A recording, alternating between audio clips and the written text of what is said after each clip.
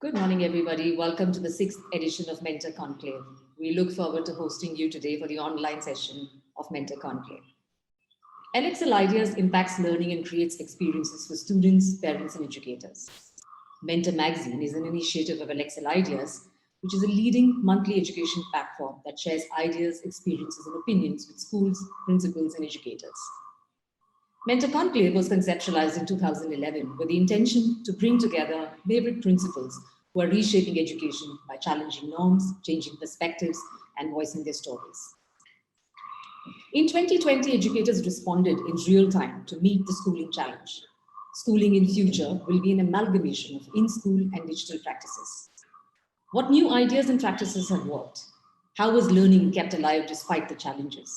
Lessons from 2020 will be critical to building the future. Today's session, we cover the topic processes and technology that made online schooling effective. Teachers today are faced with challenging landscape and a constant demand on their time and creativity. However, the online setting requires an entirely new set of skills and experience and brings with it great opportunities along with challenges. This session is for those teachers and principals who want and need to be successful in design, delivery, and sustainability of K-12 online and in-class sessions. Our aim in this session is to unravel learnings with leaders from different walks of life who are our esteemed panelists for today.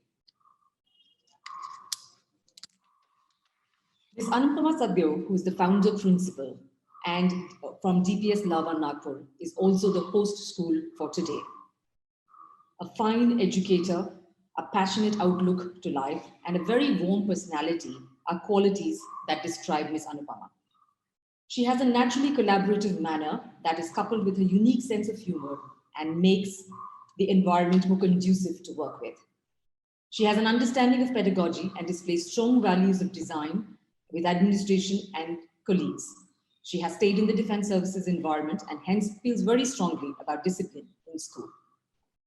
Our second panelist for today is Mr. Gautam Rajgaria, Pro Vice Chairman, DPS Varanasi, Nasik, and Nagpur. Gautam has a total of 14 years of experience in the education management industry.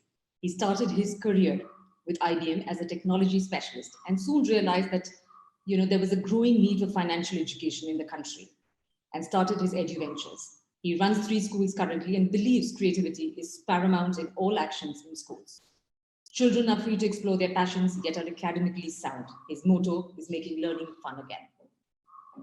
Our third panelist for the day is Ms. Shabib Chaurasia, Principal, GPIS Nagpur, a passionate educator and believes learning is constant in life. Welcome, ma'am. Our fourth panelist is Mr. Mukesh Shala, Principal, DPS Varanasi. He's a self-driven educator, a learner to the core with over 25 years of experience as an educational administrator. Our last panelist for the day is representing the parent community, Ms. Rinki Sheikh. She's a parent from DPS Nagpur, has worked in the education sector for over 9 years in various roles and responsibilities. Welcome to all the panelists for today's session. I would like to open the floor, post a small video today. We asked a few principals what challenges they faced this past year. Could I please play the video? Hello and greetings to Mentor Virtual Conclave. I'm sure it's going to be a wonderful get-together virtually to share ideas. I'm Dr. Manjula Raman, CEO, Royal Concord Group of Schools. The connect between the students and their parents for almost 9 months when we were all forced to be together at home, working, playing, sleeping, eating together. And that really connected the family together after a long, long time. As far as the school goes, I think for the first time, we felt absolutely elated when parents compared us to the warriors of COVID and said that we had spread the happiness and learning for their children. The poor children did not know how to handle those very, very deep-seated superstitions or feelings that their parents had. They didn't know how to handle the job losses of their parents. They did not know how to participate in the family when the parents was talking about, loss of their pay. They wouldn't want to talk to their parents. They would want their space. They had access to technology, so more screen time. So we didn't know what they were doing. The parents were complaining that the children were doing everything except study. They were learning new ways to hack, technology. They were learning gaming. They were doing all kinds of things, but not actually learning. Vande Mataram. Let me introduce myself as Mrs. Gauri, the retired principal and the advisor of Sindhi Vidyalaya Matriculation Higher Secondary School, Coimbatore. The first one being the interpersonal relationship. Yes, there has been no scope for interpersonal relationship at all, I would say. Children missed their peer group, the peer group studies, and the interaction with their peer group, which is very, very important for them. Number two, there has been a drastic change in the behavioral pattern of these children, especially psychologically. When these children think of I, me, myself, my computer, my mobile phone, etc., etc. And the third one definitely is the lack of confidence among the children. Obviously, during the online classes, the parents are by their side, always. Children are constantly being monitored. So, children are not confident. They lose their confidence. And when they take up assessments, you always get the help of the parents. And they really do not know where they stand when they come to reality, probably after the schools are opened. Children and adults learn to approach the situation in a different way, and there was a lot of learning takeaways for each one of us and the little ones. It has been an amazing time to see how children change the way they approach the home front system. Grandparents bonded well with the children. We found little ones help out their mothers in the kitchen. We did see the children understand the global concerns which had to be carefully handled by everyone. Hello everyone. My name is Dr. Sarvesh Naidu, and I'm the Executive Vice President of the Trins Institutions in Kerala. This was the first-hand exposure to the classes and what happens in the classrooms for the parents. So it's a new exposure, a new learning for them too.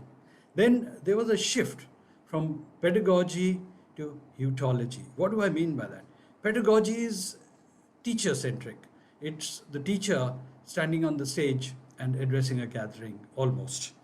Whereas heutology is focusing on the learner, is helping the learner to learn how to learn. And 2020 has, in a way, pushed everyone in that direction. And the learner has become the focal point, and the learner has learned a lot more to browse and learn by himself or herself. There is more self-learning through exploration rather than rote learning, because the information available to you is a lot more diverse. The teachers have moved from the role of a sage on a stage to a guide by your side. Hello everyone, my name is Rajni Kalra and I'm principal at DCM Presidency School, Ludhiana. The children, including all of us, we were in a state of crisis, and this pandemic brought in us the real life skills, I would say that. Having said that, children, they have become more responsible, they have become more independent, and they have learned an extremely important skill, that is time management skill. Well, successful learning and instruction can occur when both the teacher and the student are empowered. I'd like to open the discussion with Ms. Anupama making her opening statement of what she feels this year has looked like. Ms. Anupama? Good morning, everyone. I thank Mentor for giving us this opportunity to host the webinar. The technology you use impresses no one. The experience you create with it is everything. Online teaching learning is an experience that we are providing to our teachers and students. As the country moved towards the lockdown, we at DPS Lava trained a few teachers, one from each level, pre-primary, primary, middle school and high school, in using the technology in classrooms. This was our core tech team. They in turn trained their peers. And I'm really very happy to share that the teachers took to this change, the use of technology, like fish takes to water. There was only one thought at the core, and that was that the learning of their students should go on uninterrupted. They were even fine when they opened their homes to people virtually. They underwent the scrutiny with a smile on their faces. And the teachers were constantly attending workshops, updating themselves. We also gave them a platform called CC Fridays, Champions of Change, where they could share their learning with their peers. We also got some external trainers to conduct trainings, and it was like a new universe that was open to them. They started taking their children on virtual tours, used Google Earth. They began using tools like Pear Deck, Nearpod, Kahoot to check assimilation. And then the teachers started flipping the classrooms, and the teachers were using virtual reality, augmented reality, and so much more. Next step was the parent orientation, which was again conducted virtually grade wise. This helped the parents to understand what the school is doing, their concerns, apprehensions, and doubts were laid to rest. The school's IT managers were on call to help parents log in their wards in Google Classrooms and attend to all their technological challenges. Making the timetable in such a way that students got a break from the screen every 20 minutes was very, very important. The teachers also formulated the ground rules for the Google Classrooms. A student quick guide to Google Classroom was shared with the students. We also sent circulars to parents regarding the do's and don'ts online, because their safety on the internet was also very important. Thank you, Ms. Anupama, for those very insightful words to begin the session with. I definitely think learning was, an experience like you shared with technology. It's ongoing process, and like you rightly said, champions of change. I think teachers have been the champions of change this past year. It's wonderful how they adapted, learned, and moved along. Some very valid points. I will pick on some of these later for our discussion. Can I request Mr. Gautam to share his insights with us first? Good morning and Jai Hind to all my fellow speakers and teachers who are logged in today on this platform. It's a privilege to be here amongst educators deliberating on the way forward and reflecting on the year that has gone by. Since we are discussing the processes and technology that made online schooling effective, I would like to start by asking a question. Why is it that the most experienced teachers who had the greatest of content knowledge and years of teaching experience behind them struggled with online classes? No, it is not that they were technologically weak, but most of them tried to replicate their brick and mortar classrooms in the online mode. And that was the recipe for disaster. Now, you see, a successful online classroom is made up of a few very important ingredients, and it involves almost all the stakeholders. I would start off by saying how it impacts the student. Empowering the student, I think in the online mode, it gave them so much more freedom to go beyond their textbooks. The learning really moved in the research domain, and schools used the research approach. Children were free to express themselves in multiple ways and not just in plain written text. Now that gave children a lot of freedom. We had children creating Google Slides, making websites, making presentations, and even collaborating with their friends for projects. Second was the assessment for learning. Now, up until now, assessments in the brick and mortar setting usually happened for marks. Children were studying for the marks, and they were almost going and writing what they had learned in the classroom. But here, Teachers found novel ways to assess students, and the technological tools really helped them. Like ma'am said, immediately after a class, a Kahoot could really help a teacher understand whether learning happened in that particular lesson or not. Thirdly, the classrooms got flipped.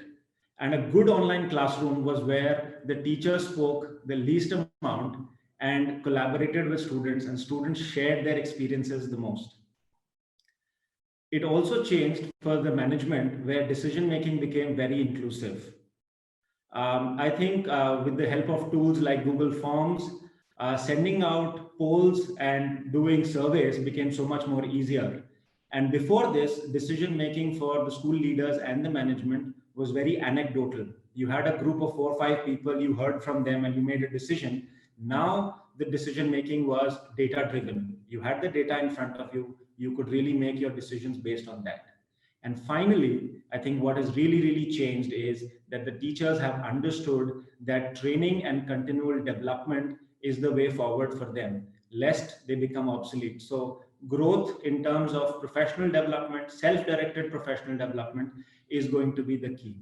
So I think if we put together all these ingredients, we have a successful online school. Thank you. Thank you, Gautam. Very true. I must say, points brought out by you in terms of research, and I think the assessment for learning, very, very valid. I think just empowering the students, which gave them the chance to just go explore education, just beyond the textbook, beyond what the teacher said. It was revolutionary for the students as well. So while I think it was different for the teachers, and personally, what you rightly pointed out, just replicating the classroom scenario, I mean, just perhaps couldn't work at all, right? Because the medium is different, the opportunities that it brings along with different. So very, very, very rightly and very valid points brought up with you. I have made notes and we'll come back to some of those questions. I think assessment, pointed out by you, management decision making. I think that's is something that we should certainly discuss during our conversation in the next 1 hour, because how that has changed, and I'd like to hear more on that perspective from you. I'd like to invite Mr. Mukesh to come on next and share his thoughts, please. Jai Hind, and thank you, Kalpa, for having us as part of this webinar. I'll be brief because both the predecessors have spoken quite widely on what the year went by and what it meant for us at DPS. We share, I mean, we resonate with a lot of what Anupama ma'am said and Mr. Rajgaria said. However, for me, as you rightly pointed out, I'm a core learner. I think the main motive for us, perhaps in the past 1 year, has been, we all educators have been practicing or even talking about learning to learn. And I think that aspect reflected so widely for all of us as facilitators, as parents, as adults. Everybody in the education field understood what it meant to learn how to learn. And I think this skill our facilitators have mastered. The other aspect, which I believe that very strongly, brought all of us together, is the collaboration that happened. Everybody, whether it was the management, the teachers, the admin staff, or the parent, or even educational bodies, they collaborated so well that we were, exposed to a very, very wide range of thought processes in the world of education across the world.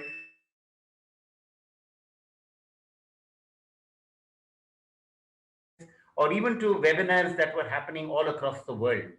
And that collaboration has, brought us a lot of learning, which I'm hopefully we will take it forward. I think you can move on with the next panelist so that we get to the discussion. Thank you so much for your thoughts there, Mr. Mukesh. I think very rightly pointed out again, in collaboration. I think that's been the key word for the past year. Just working with students and parents together and teachers coming together to put, I think, things like timetables, scheduling, all that is very much a collaborative work, and like management decisions in collaboration with teachers. I think at every point, all stakeholders have had to collaborate in the past year to make this online teaching very effective. I'd like to move on to the parent view. Mr. Rinki, if you could share your thoughts with us, please. From my point of view, online education has changed the face of schools and schooling. Small step taken by my daughter's school made the process very effective. At the very outset, a separate email ID was created for each student. Parents were also taken into the loop. Several parent orientation sessions were conducted by the school. Even the IT department was available for all help, queries, and guidance. The school principal and all the teachers were in constant touch with us through school app. As the learning and teaching progressed, the school sought regular feedback from us and implemented some suggestions made by the parent. So today, when I look back, I feel that the key to the success of online teaching is to the coordination between stakeholder, the school, the teachers, the student, and the parent. Thank you. Yes, thank you, Ms. Rinki. I think that has also been a resonate for us in the Mentor Conclave in the last 2 sessions, where parents have said that the communication with the schools has been key. And I think you've also mentioned saying the feedback process. I think if schools have taken the feedback and taken into consideration what challenges parents are facing and adapted accordingly, has been quite revolutionary in that sense as well in terms of feedback process. May I ask Ms. Shabir to go next, please? Hello, everyone. Whatever my predecessors have said, I totally agree with them. A lot of applications, new platforms explored, augmented reality, and a lot of things. Yes, of course, we did. This particular pandemic and this change to technology, the most prominent change that cannot be overlooked is now the onus is on the child. The child is supposed to attend the class. He or she has to take the onus of attending and completing the homework and submitting it. Now there is no teacher continuously reminding him that, you did not do your homework, please submit it now, or give him a separate period of 15-20 minutes before the class to finish it immediately before starting the class. Also, the parents have become more active. Till now it was, ma'am, what can I do till 4:30? He's in school, so after coming back there's hardly any time. He takes just 1 or 2 hours to finish his homework or study a little bit, but the rest of the time we don't have, because the child is in the school. So this excuse has also reversed, that now the school can tell the parents that the child is all the time at home, so now it's your responsibility to get the homework done and get the self-study time allocated to the child. Addition to this, a lot of mindfulness activities and all these things were introduced by our school, wherein the child could indulge and the parents could indulge together in a same activity, and a good family time can be created while they were at home, because it was so monotonous that there was no going out, there was no entertainment as such for the parents other than watching TV, and even for the children. So our school tried to introduce activities wherein children could indulge with the family and do their assignments and do things that are more towards unlearning and then learning and mindfulness. Thank you, Ms. Shabir. That was very insightful. I completely agree with you on that it definitely made students more independent, right? The responsibility laid a lot with them, that they needed to connect on time, attend the classes, submit their works. It's also taught them a lot of time management. In one of our previous sessions yesterday, the principal spoke about time management and how the importance of that for a child now is more highlighted than ever. Very relevant to some other points were saying, the platforms that were explored by teachers. Very rightly said again, and it'd be interesting to note and see our discussion how that progresses, like what were the challenges that teachers faced. We'll get into that. I would like to go back and circle with Ms. Anupama, and if you could tell us what's worked for your school, like what were the practices and what were the processes and systems that worked actually to make the online school effective in your school? Right. Apart from the online classes which we are conducting on the Google Classrooms, We also thought that this was the right time, like sir has already mentioned, to bring in the newer pedagogies.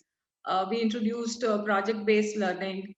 The students were given trigger questions to arrive at a big question, and then they are encouraged to explore, research, and arrive at the answers. Student-led conferences were conducted, and it helped the children to take responsibility of their own learning. The students who are digital natives, found out all kinds of newer tools to make their presentations, and along the way they learned skills like collaboration, problem solving ability, and many other social skills. The students in the primary are very, very excited about the passion projects that they do. The teachers also brought in some of the formative assessment tools from the physical classrooms to the virtual classrooms. And they are able to conduct activities like show and tell, role plays, recitation, quizzes in the online mode too. Google Forms are also used extensively for assessments, and platforms like exam.net we have used successfully for summative assessments in the higher classes. We are also conducting a plethora of activities in the school, the inter-house competitions, the co-curricular activities like dance, music, art and craft. They are all conducted online. Health and fitness classes are conducted online.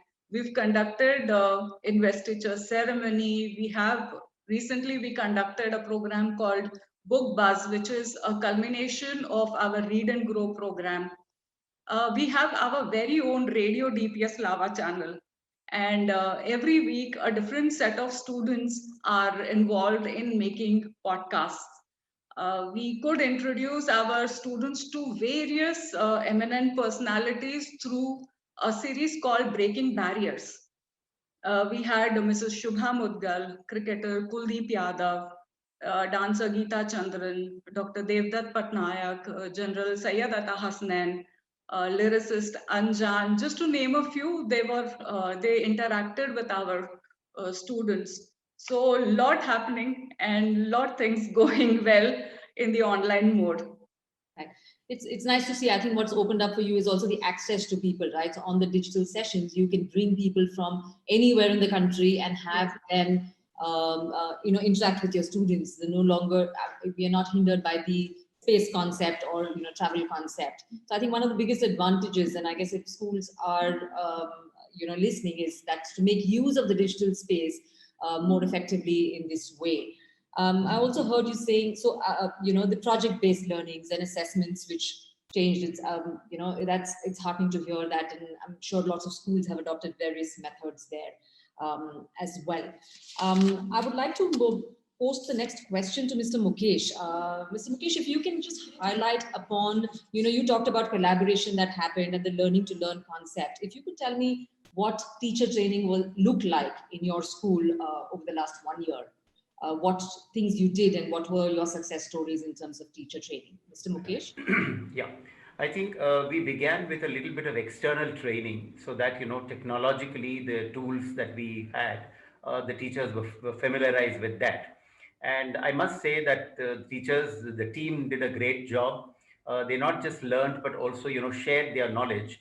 And so we had different departmental meetings happening after the online school hours, where they shared what new they had learned or experimented. So a lot of teacher training went on, a lot of mentoring went on, not just external, but a lot of internal work. And we realized a lot of our teachers had it in them, which perhaps that they had not realized. They would not have realized had this not happened at all. So there was a lot of self-discovery, a self-research, and a lot of sharing of the self. So with that, I think we learned from each other. A lot of people whom we thought, were just mediocre as teachers, because we were not very closely associated with observing them, we realized how brilliant they were. And this perhaps is not a thumb rule, but somewhere, I don't want it to become a stereotype. But experienced teachers found it a little difficult to adapt in the online mode, whereas the younger generation took to it like duck takes to water. And, there was this cross learning happening. So the experienced teacher would share the kind of content, and perhaps the younger one would say, all right, in what kind of tools we could use to make this a little more effective. The other learning, I think, for all of us, including me, who generally takes class in a physical mode, is that to do an online class, you need to have the same parameters, yes, but you will have to do a little bit of chunking. You can't cover, that amount of text or a context that you do in a 45-minute period in an online mode, because you will need to keep the attention of the children. And what helped me was what we did, what we call the student-led classroom. We read up a lot of it. There was a little bit of training. There was a lot of sharing on that. And then, especially with English, because that's my subject, I kind of did a very successful student-led classroom, for the others to kind of look at it. The entire classroom was pre-planned with the students in mind. We had groups there, differentiated learning instruction strategies were used. And after I just went on to the online class, systematically the children went on doing the prose lesson that we had planned for class 11. So that has been a big success. And I think going forward, yes, we will look at a blended mode, because you can't discount the entire physical and a connect that happens in the physical classroom. But yes, there will be the best of both the worlds now. And as we have been talking about the blended learning design, for us initially as teachers, the blended learning design meant, having enough material for all kinds of learners and using a lot of multiple intelligence in the classroom. But I think now the entire concept of blended learning design is a physical plus an online classroom. That's going to be the way forward. Thank you, Mr. Mukesh. That was good input too. I do have in continuation a question, and perhaps Ms. Shabib can answer that, is to how were the observation classes for the teachers? Like I asked you for teacher training. I think if Ms. Shabib can take a question on observation of teachers, like during sessions, how was that done, and was it effective, and what was the feedback process for teachers during this online sessions? Ms. Shabib? While we were conducting our sessions, like Mr. Mukesh rightly said, there was a lot of training that went into that. And similarly, teacher observation was another aspect that was very particularly crafted, so that we do not miss on anything. So there were almost 2 to 3 observers every time in the class who observed different aspects of the online classes. Some observed the students, some observed the teachers, some observed the technical aspect of it, and everybody had their own forms to fill up, their own observation sheets to fill up and submit by the end of the day. And every day when we went through those sheets, we were able to upgrade ourselves, introduce new things into the class which would have them more engrossed in the sessions, and more interesting sessions were planned for the further classes. And similarly, when the teachers know that how far the interest of the child is engaged in the class, they would make those changes, wherein after speaking for say 2-3 minutes, they would have a slide shown, they would have a video running. What we observed is mostly children reacted best to videos. There was a maximum observation. The children were very engaged in that video. So a lot of these things were introduced, a lot of new aspects, then making their own videos and putting it up so that the teachers could observe how the children is grasping the class matter. And the processes were very technically guided by the IT department, wherein how they can switch platforms, how they can introduce new things, how the assignments can be planned so that the children can submit their assignments properly. Of course, how Rinki told us that there were separate email IDs prepared for each child. Similarly, we also did the same thing. Each child has a particular email ID. the submissions were made very systematic, so that the teacher also does not get confused. And similar support was given by other platforms, wherein messaging and sharing of images or videos were easier. So along with there were two platforms simultaneously running. One was emails, and the other was a convenient messaging and video and audio sharing platform. Great. Thank you, Ms. Ruby. Mr. Gautam, if you could highlight for us, what new roles do you foresee in schools? I mean, running schools yourself and from a management point of view, it would be interesting to see what your perspective is on this. What new roles do you see being defined in school premises in terms of teachers and administrative roles? We had a small discussion yesterday, and somebody suggested an innovation officer in schools. But I'd just like to see what you have to say in this context. Yeah, I think going forward, there's going to be a lot of work that will happen in digital literacy and media specialists. So every school would require a curator, because there's going to be a plethora of content available, and you would need a digital library in every school to really put the content all together. But the larger question here in terms of new roles is going to be that of involvement of parents and more transparency. See, most of the schools which are having 500 or 600 parents have a very diverse knowledge base and background these parents have. And so far, we have not been able to tap onto that knowledge base from these parents. But with the online classrooms happening and the blended learning, parents sitting at home can actually take up a session with the students. Maybe he's a photographer or a wildlife enthusiast or somebody who's an architect. He could really give in a perspective to these children sitting in at the comfort of his home or office and taking a 40-45 minute session with the students. That brings in bridges a lot of communication gap that happens between the school and the parent. And it actually puts the parent in the shoes of a teacher, and he's able to see how difficult a role a teacher is playing. And also the knowledge sharing that happens is very unique. I mean, a teacher probably would not be able to give that insight that an experienced person from that career is able to do. So I think the new role that I would say is being defined here is involvement of the parent, a deeper involvement of the parent in that. Secondly, I think somebody in the video mentioned about Hootology, and I think that is going to happen wherein students become self-learners. We have seen that a grade 1 child was able to log into his own device, be more responsible. So far, the spoon feeding that was happening is going to go away in the school.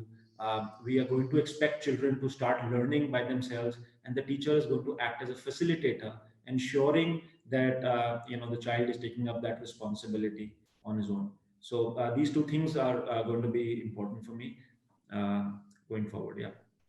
Thanks, Gautam. We do have a question in our chat group, and I urge all participants to share their questions there going forward. The LMS in schools, of what, Sultan has posted a question here saying of what I heard from panelists and what I've seen in schools across India, most of them use independent tools like Zoom, Drives, quiz apps, video apps. This makes the teacher's job a lot more tedious.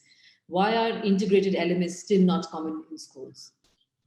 Yeah, it's a very important, very valid question there by Sultan, and we are still trying to find out why aren't there enough LMSs available. See, when the pandemic actually happened, everybody scrambled to get onto whatever platform they could. There was little time to go through the various tools available. And I think MS Office, MS Teams and Google were the two predominant players who gave you the platform for somewhat like an LMS. It wasn't a complete LMS, but it was somewhat like an LMS. So the schools that could, that had the G Suite already got onto the Google platform. The ones who had the MS Team got onto the MS Team platforms. And we are still exploring for a good LMS system that can come in. And I think there is space. And if the IT companies which are listening, there is definitely a space for a good LMS. I have seen some progressive schools using LMSs, but they are still not economically viable for schools like ours to have right now. So definitely it will ease out the work a lot more, because I see my teachers are sometimes on a different platform, making quizzes there, putting those quizzes onto the Google Classrooms, having these assignments come into the Google Classroom. But also you have to see that in the next 1.5 years, the MS Teams and the Google G Suite also are evolving and becoming stronger LMSs. So it will settle down. I mean, in the next 5 or 6 months, it will settle down. When we started, I remember Google Meet did not have a lot of features that Zoom gave, but today there are a lot of features that have come in. So it's growing by the day. I mean, as we speak, the teams are working on creating a very strong LMS. Thank you, Gautam. We do have a question from another participant, Mr. Sachin, who says, are students getting exposed to life skill programs online? And he says, I believe if the schools do this on their platform, then it would be economies of scales and create a win-win situation for everybody. Rinki, can I have you as a parent representative on the panel talking about how life skills was done on the online session for children? Yeah, it is very interesting interesting and handy tools we have, like School Cinema. DPS Lava is using School Cinema, and we all know that audio visual is very easy for children to remember.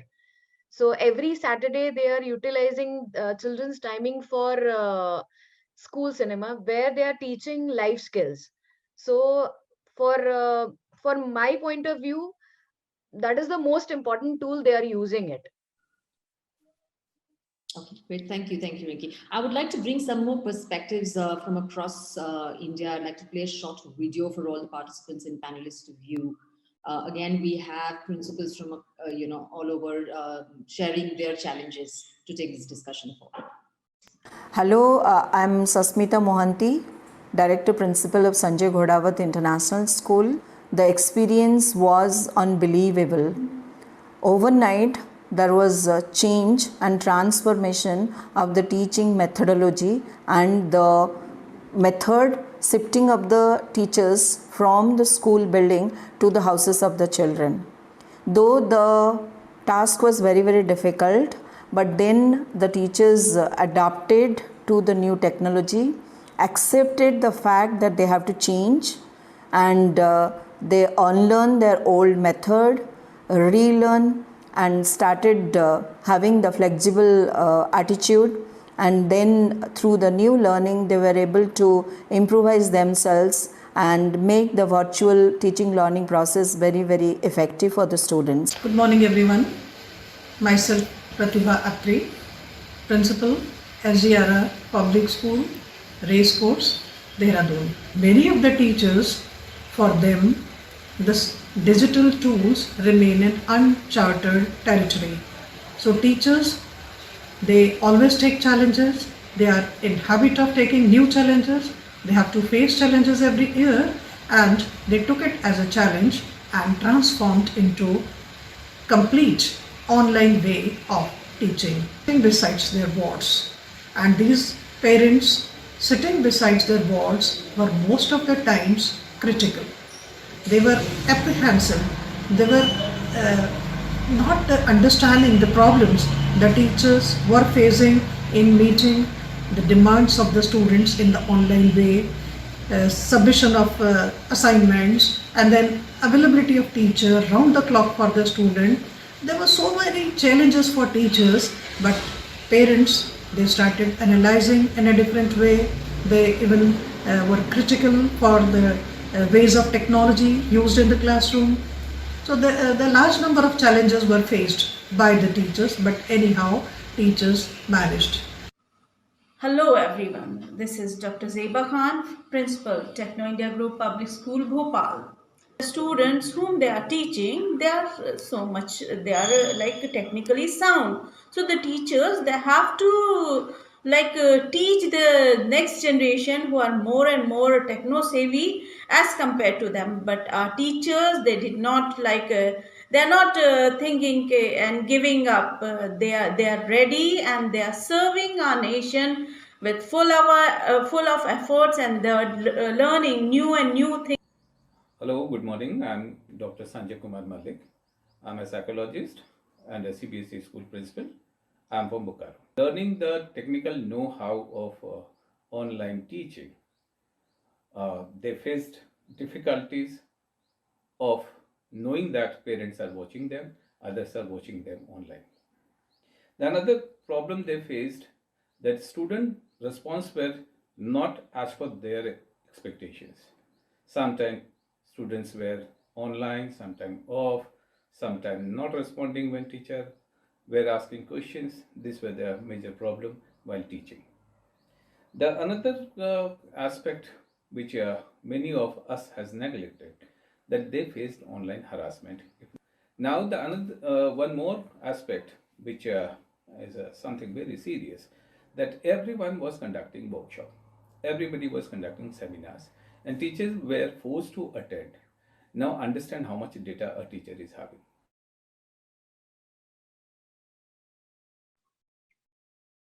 These are some of the problems, that are coming across from the country. Well, heartening to know teachers did have to attend a lot of training sessions. There was a lot of information overload for them. If Ms. Anupama can answer that question for us, how do you see the teacher's role going forward?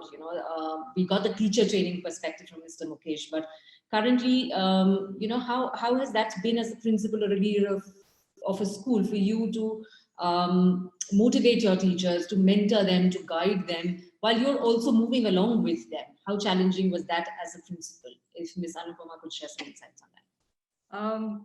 In my school, fortunately, not much of a challenge, because the teachers adapted to this change very well. And what I have realized is we should never underestimate the power of a teacher. They would go to any length to ensure that the learning of the children happen. It is unhampered, and in the process, the teachers completely reinvented themselves. They underwent the trainings well. They responded to the observations that we were doing and the feedback that we were giving to the teachers to improve the pedagogy in the classroom. We had also engaged one outside, or the external agency, to do the observations apart from the observations that I was doing, and a lot of tips, a lot of platforms which were introduced to the teachers. We could see that they were using these in the classroom to ensure that the learning is fruitful, and it is the information is retained by the children well, and children enjoy coming to the classroom because every day they would find that the teacher is doing something new in the classroom.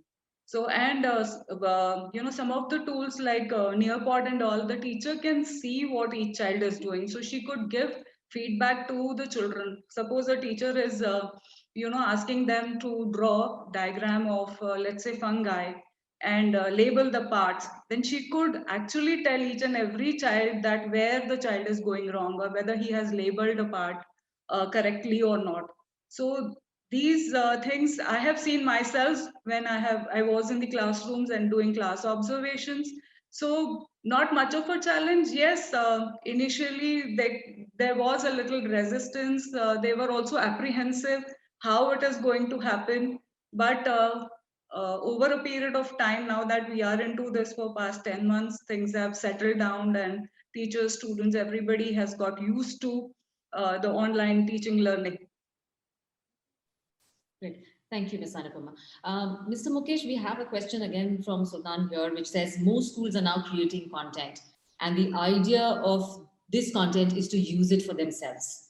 Why are schools not taking a lead in creating content for all students? Why are only private players still dictating content like publishers have done over the past decade? Yeah, to answer Sultan, it's just this 1 year that has, passed, and teachers have done their content. We are at DPS family, we've collated the entire kind of work onto one platform. And we will going forward look into it and see what worked at which level, and perhaps we would make some kind of a content. Maybe in a year or two we will practice that, and if the management is okay with it, we might even market that, because we believe that we'll be able to do that. Great, thank you, Mr. Mukesh. Vicky, I'd like you to respond to this question now. Textbooks, right? We're just moving from a publishing topic to textbooks. I think this past year textbooks have almost been redundant, like they've hardly been used by the children. What is your experience as a parent being with textbooks for this past year in online teaching, do you think it's going to be relevant in the coming years? If the child is not physically going into school, has been online educated, there's been digital textbooks that have been made available, or the teacher has made the lesson plan and shared it on various platforms. So as a parent perspective, what would you say about textbooks and their relevance in the coming years? Yes, in my perspective, textbook plays an important role in cultivating the reading habit. These are convenient to access, no device and no Wi-Fi needed. These also cause less harm to the eyes. So from my point of view, textbook is very important. Great. Gautam, would you like to respond to that? Yes, I think that's a valid point that textbooks are important, but I think they're also restrictive in a very broad sense, because children, then what happens with the teaching learning is that it is limited to that particular chapter, and the questions are coming from that. So if you really want education to prosper, we have to look beyond the textbook's horizon, because the internet has opened up so much more information for the children. And yes, that's why I said it's very important to have a curator, because we want to ensure what content children are watching, what content are they accessing. So that would be important, but just restricting them to a textbook is going to be not doing justice with the online pedagogy. And if you look at some of the most progressive education systems across the world, be it Sweden, be it Finland, they have done away with their textbooks long back, and they have given the responsibility on the student to actually do the research. So if we are giving them a textbook, we are telling them, okay, if you are in a particular grade, this is what you need to actually study and move on. So we are not really encouraging them to go beyond that. And we all appreciate and recognize that every child is very different. His capabilities are different. So why restrict a child who can actually go in and read a lot more to just that one chapter? So I think in times to come, there will be a blend, but textbooks may just be like a format, and children should be able to use digital content, which is a lot more expressive. There's audio visual, and there could be a plethora of things that you can really see on that. Thank you, Gautam, for your response. Mr. Mukesh, if you could highlight for us, the investment in schools. So if digital is the way forward, and most schools, while schools that have access to internet devices and parents who can afford to do the same, digital seems the option going forward, and that now is the new blended learning. But do you see digital as being a new investment in school infrastructure then? Yes, I think taking the idea from Mr. Gautam forward, we would require a curator in a school. The textbooks will be now replaced by what we call learning resources, and learning resources will not restrict itself to a printed book or a printed material. It could become more of an audio visual material. So the entire work that we normally have as a chapter would become in terms of a nice audio visual. We are also looking at, we have already initiated the idea in our school of creating graphic novels, which will perhaps replace textbooks. So the entire chapter on nationalism in Europe, which is a history chapter in class 11, we are presently working on creating that entire thing through a graphic novel. So investments in schools will have to be made more on building capacity of the teachers. A lot of Wi-Fi campus perhaps would be important. A lot of devices that would be required. Either teachers have their own devices, or perhaps school facilitates them to get these devices. But digital is going to be definitely the way forward, and investment in that particular field is going to be predominant than an infrastructure now. Because I all know I've heard of a school which is a complete digital school. You can join in that school anywhere from the country, wherever you are, up to class 8, of course. And I don't know if these educational bodies in going forward will look at perhaps schools where they will be completely digital as far as academics is concerned. And when it comes to a space for playing and sports, Maybe, say a digital school can partner with a government school and have the resources available when the schools are not functioning for sports activities. So that kind of blended forms of schooling are also going to be, I mean, the possibilities are immense. I think imagination is the only limiting factor. Thank you, Mr. Mukesh. Shabib, if you could take the next question for me. I think in our, one of our discussions yesterday, Sultan moderated this session and did bring out a point of schools becoming experience centers or zones eventually. And I think Mr. Mukesh is resonating with that fact. Do you see schools changing as experience zones or centers as they move towards the digital revolution? Certainly, Kalpa. I see a lot of new things being introduced, a lot of new, innovative ideas coming up, and children, not just from teachers or from the management or from the school's end, also from the parents and the students' end as well. And we have seen quite a lot of parents very actively participating in the school assignments and of the children, and helping them through technology how best can be served.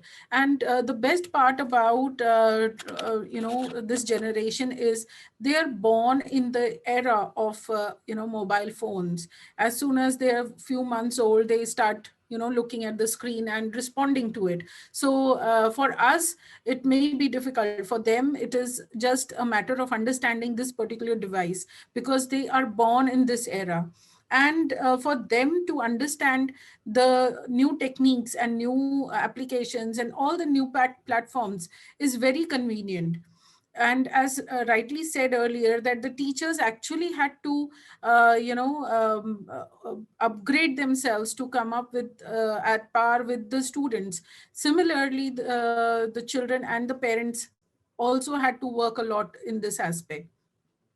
As far as the experimental centers are concerned, of course, the schools have encouraged a lot of these activities earlier in different aspects, technology being one of just a part of it. But now, due to this pandemic, we are into a situation where technology has taken over, and maximum things, most of the things are being done online and with the help of technology. So yes, of course, schools are going to become centers for experiments, and a lot of change, a lot of new things will be introduced.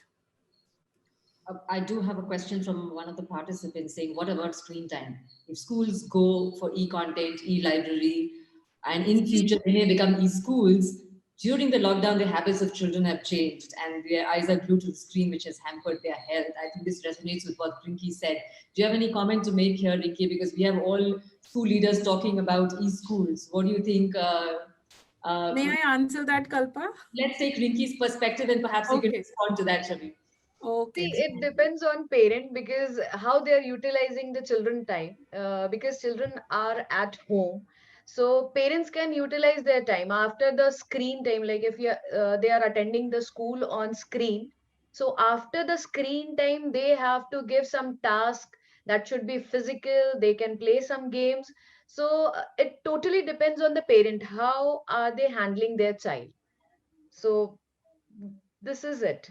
Sure. We have another question, which is a follow-up to what you're saying, which might be true. I think you might have responded to her. Farah asked, saying, as we talk about technology, how do we manage the screen time for our children when the learning is happening online? Shabib, you want to respond to parents who are saying, what about screen time and, how it's going to affect their health? See, every talk that I do mention that for once, children are using screen time productively. So they are not playing games, they're not wasting their time, they're actually doing, watching content that is relevant to their age and to their requirement academically and non-academically also. So scholastic and co-scholastic both going hand in hand. Another aspect is that what about screen time again? So even when we read through our normal books, children do tend to sit inappropriately. Their postures are hampered, and the parent has to keep or the adult around has to keep telling them to have the right posture and do it correctly. Similarly, I guess screen time also needs to be checked. There has to be a person supervising that what the child is watching and how what is he doing on the screen. And at the same time, there are gadgets that are more eye friendly, and there will be more innovations as this need has come up. So there are going to be more innovations which will bring more screens which are eye friendly and kids friendly, and things will be designed this way now. So we cannot overlook the fact that need is the main reason for innovation and invention. So that's all that I need to say in this. We have another question from Jabba Mukherjee, who says, how can children mix with each other in the e-school? What about friendships? Ms. Anupama, would you like to take that question? Yes, I would, because we began the online classes even for our nursery children, and these children had never ever entered the school building. For them, the school began online, and despite of that, the children were seeing each other every day in the online classes. The teacher introduced each one, and they were interacting with each other. If a child was absent on a particular day, the other children would ask that, today why he is not there in the class. So teacher would, tell them that he is not well or so on. So they formed a bond even while in the online classes. And it all depends on how the teacher, conducts her class and ensure that each child is involved in the classroom. The activities are conducted in such a way that she gives equal chance to each and every child, and they also interact with each other while being in this online space. So definitely they have formed a bond. And I think after school also the parents connected and the children could connect beyond their classroom time. And that helped the friendships to form in the classroom. So it is very much possible even in the online mode to have friendships and interacting with the students. The new students who come in, they have also, very well settled in the classroom. Now that the children have started coming to school, they don't have any kind of inhibitions, or they don't feel that they don't have friends, because they've started interacting with these children online, and now in the physical school also they have friends whom they can speak to, talk to, and share. Thank you, Ms. Anupama. Rinki, I have a question for you in terms of PTA meetings or parent-teacher conferences. What has been your experience with the online medium?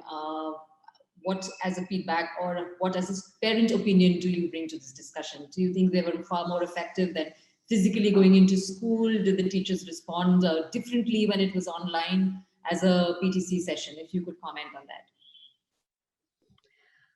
Yes, I can say that because earlier when it was a physical PTM, so we were just getting the updates of entire month or 2 months. But now every day we are getting the feedbacks. Your child was not attended the class, and her homework or his homework is pending. So whatever feedback we are getting from school, that is very appropriate. And the thing is, if we are giving some suggestions, so they are implementing those suggestions and we can see it from parent perspective. And there are some timeline which they are following it, and which is I'm liking it very much. So I can see, yes, online has improved the relationship between the school and parent. Vishabi, would you like to respond to that? Yes, of course. I would like to add a few points to the question asked by the parent here in this question area. They asked about mixing up and how socializing would be taken up. Right. See, friends of friends is a new concept now. So as soon as you physically meet, your child meets somebody in a party or somewhere, they would respond, oh, you know this girl, and I know her too, and we are friends on Facebook or on Instagram or some other social media. So, and as soon as you ask the child that, how do you know this child? They would answer, she's friends of friend. So this is a new concept that has come up, and I've seen this very frequently. And I guess once the lockdown is over and socializing begins, this will be a very big platform for children to get together and, physically meet also. So it may not be at the moment, but yes, it is coming up. Coming to the next question, that how PTA meetings have changed. Again, it has also gone online. It is more personalized, because then now you are connected with the teacher and the management directly, because there are Zoom links and emails and contact numbers shared. And you are also more intimated time to time. The teacher is also intimated directly by the parent, and the parent is also intimated directly by the teacher or the school staff, wherein the child misses the class or has not submitted a homework or an assignment or a answer sheet. So immediately, and the parent has to get involved, because the child is handling things which he has not handled before. Things like emails, things like clicking a photo and attaching it to the email and mailing it to the teacher. So there are a lot of things that the child is doing. So it is both ways. The parent is also learning from the child, and the child is also learning from the parent. And the school is a source which is providing them guidance. The IT department, the teachers, all are there to support the parent and the child, and to give them guidance that how submissions can be done, how PPTs can be made. And there are parents who have never handled laptop before, are now getting to know it better, because the child is using it constantly. Right. Thank you, Vishavik. Gautam, would you like to comment on that? How PTCs have evolved in this past year. What do you see changing for schools from a management point of view? And I remember you had commented earlier saying, management decision making is looking different now, because you're doing polls and surveys, perhaps amongst your own teachers, parents, and students as well. So you're going to get direct first-hand feedback from on ground as management. If you could highlight or comment on how you have responded to the Yes, situation.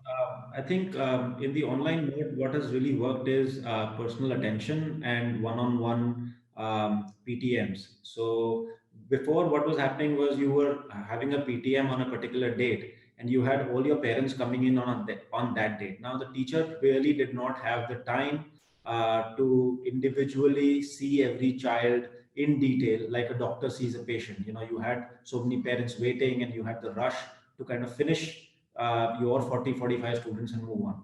Now, with the ease of doing it online, you can actually schedule it at the convenience of the parent and the child sitting at home. You have so much more access to the data, that what the child has done in the last 1 month, that you can actually explain to the parent what is happening, and the parent can resonate and tell you whether he sees the same thing or not, because now it's a trinity: the parent, the teacher, and the student. It's a trinity, and it's working really, really beautifully. We've got something that is known as a development discussion rather than the PTM, and wherein what we are trying to do is we are trying to set a goal with the child and the teacher.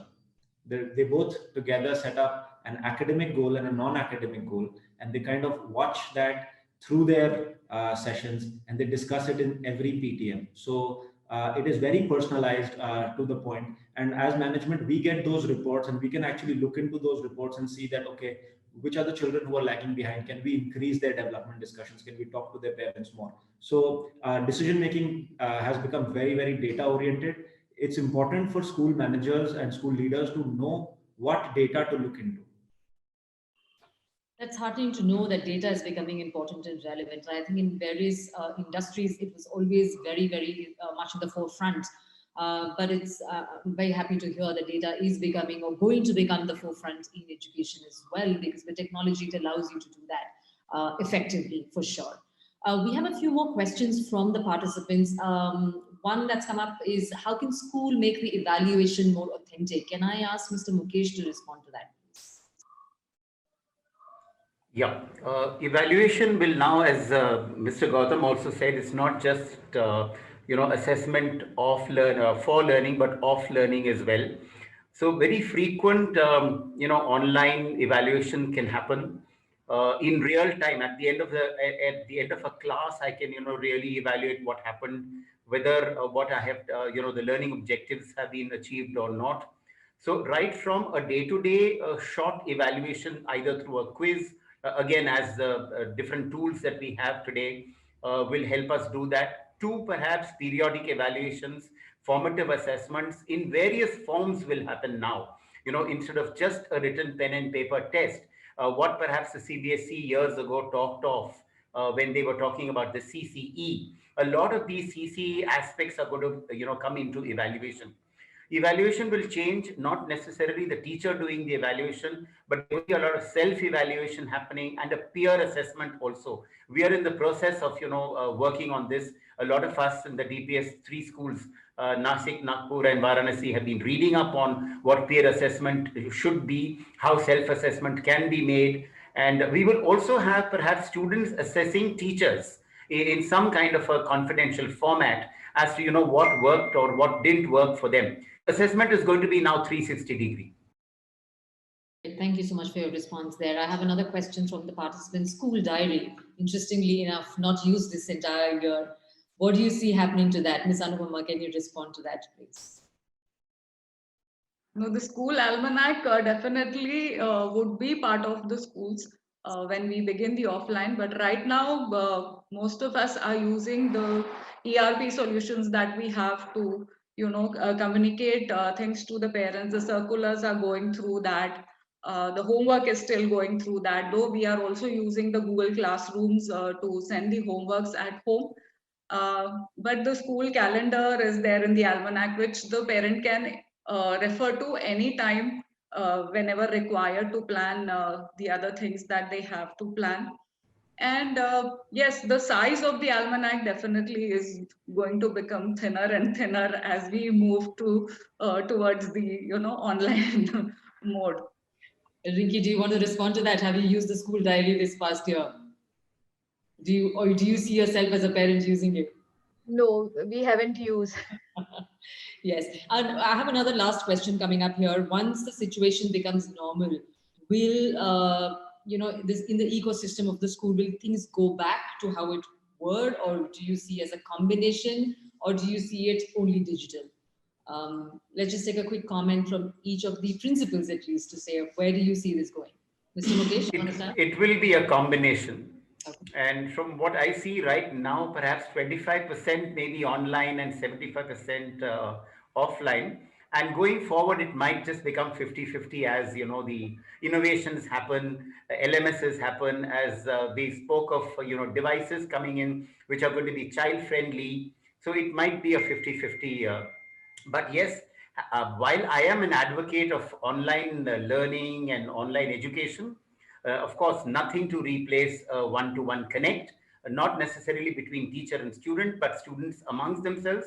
There were a few comments that I was reading in the chat box on how friendships would develop.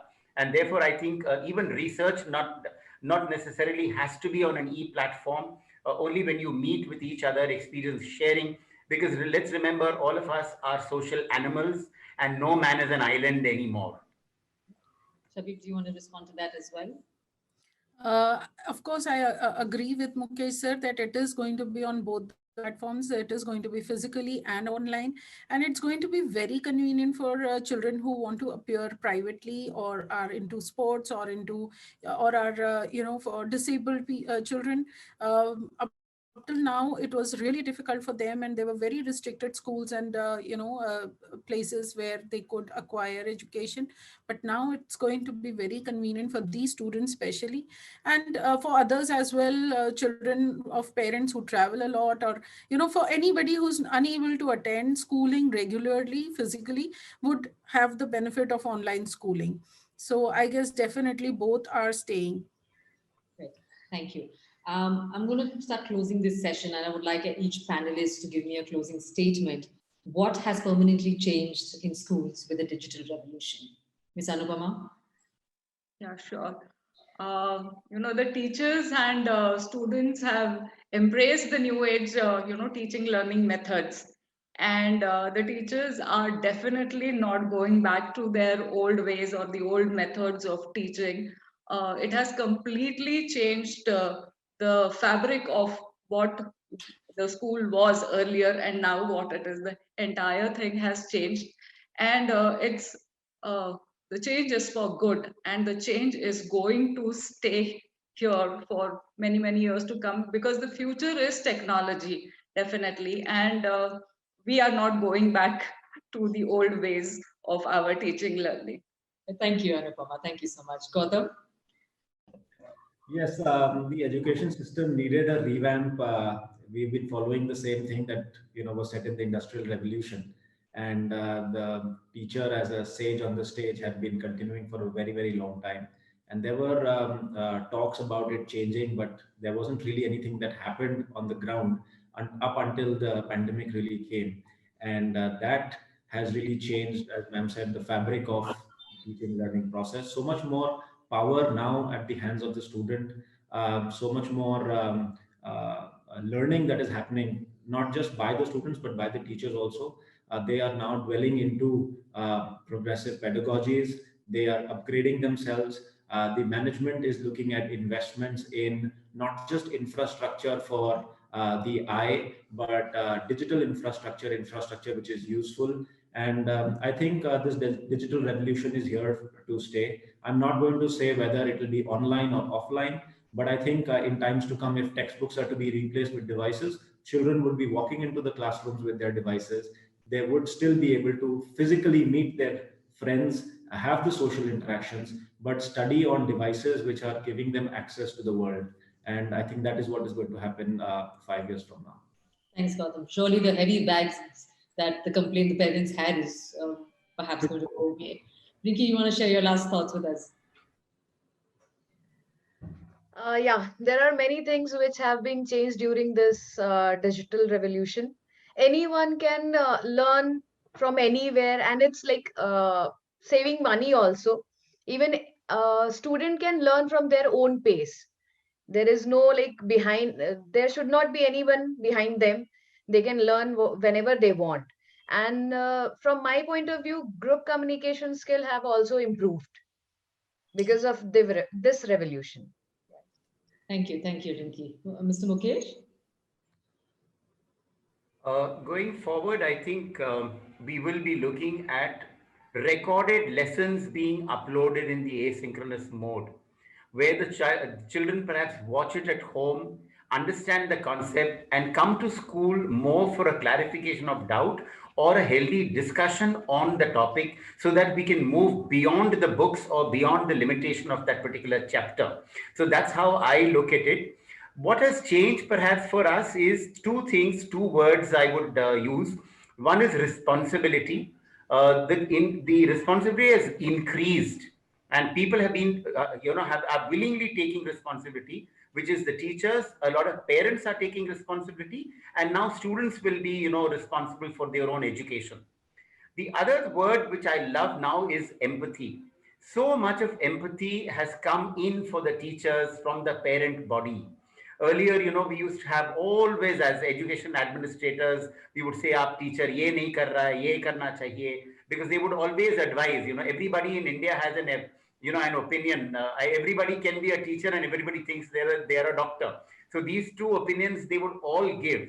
I was taught this way, so your teacher must be teaching it in this way. I think all that has changed, and the entire parent body has, had a lot of respect for the teaching community, which is required, and thankfully it's back. Thank you, Mr. Mukesh. Very nicely put. Responsibility and empathy, surely the key words to take away. Ms. Shabib, would you like to say a few words? I see a lot of, innovation and this thing, technology being taken up by the parents as well. And humans are survivors. So there will be a lot of change. There will be a lot of corrections in the teaching methodology and, things related to academics. But India being such a vast country, it is going to take its space. It won't happen overnight. It won't happen the way it happened in the pandemic. Every school had technology being used in their classrooms, but to this extent, never before. And it won't be the same ever again. So this change that has come within 2020 is here to stay, and it will last for a really long time till innovations start coming in as per designed, customized for students and for teachers. So I see a lot of new things happening and a lot of changes coming in, definitely. Well, on that last note, where change is here to stay, I'd like to thank all the panelists, especially Ms. Anupama Sadko, who's the DPS principal for Lava Nagpur. Thank you for being the host school. Thank you, Mr. Gautam, Mr. Mukesh, Rinki, and Shabib. Absolutely insightful thoughts and enriching experiences shared today. Thank you so much for your time. Thank you. Pleasure. Thank you so much. Thank you. Thank you so much.